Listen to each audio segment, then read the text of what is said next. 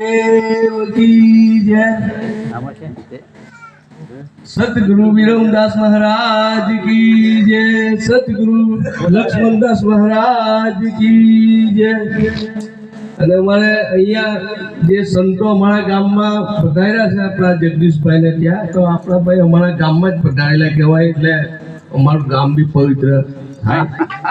અને અમારા આવા લાડીલા ભગત જગદીશભાઈ આજે 5 જણને જમાડવું એટલે આપા પડી જાય, એટલે એમ તેમ થઈ જાય. એમ જેને હમણાં તો મળી રહી છે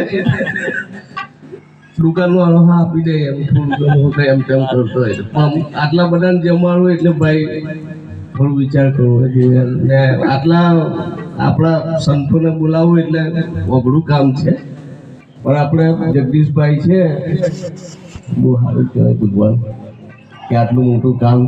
આ તો જો કે કોઈને દેખાતું નથી, અને આટલા બહારથી સંતો આવ્યા છે તો જરા પ્રણામ કરજો ભાઈ ને. જે કઈ આ કઈ વ્યસન નું કીધું એ કઈ વ્યસન ને ફેશન વાળું તો ઓછું કરજો ભગવાન.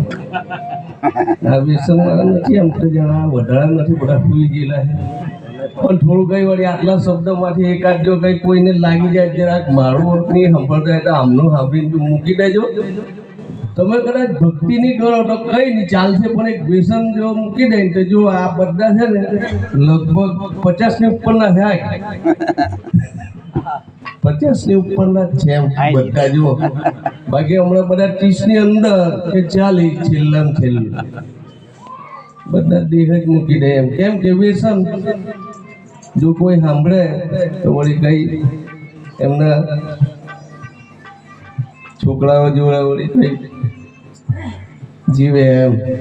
આટલું જો આ બહારથી સંતો આવ્યા છે, આ કોઈ એક ભાઈ મૂકી દેજો કઈ. આજે જે મૂકવાના જરા હાથ ઊંચો કરો એમ. 2-4 એકદમ તો છે જ એમ ક્યાં છે ને વિચાર કર્યા પછી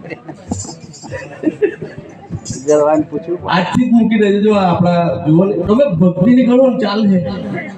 ભજનમાં કદાચ નહીં હોય તો એવું નહીં પથ્થરની બાંધા, પણ આટલું વ્યસન વાળું જો મૂકી દે ને આવ્યું તો આ બહુ આપણા તેમાં આપણી સમાજમાં બહુ જાય અહીંયા ગાડી તો.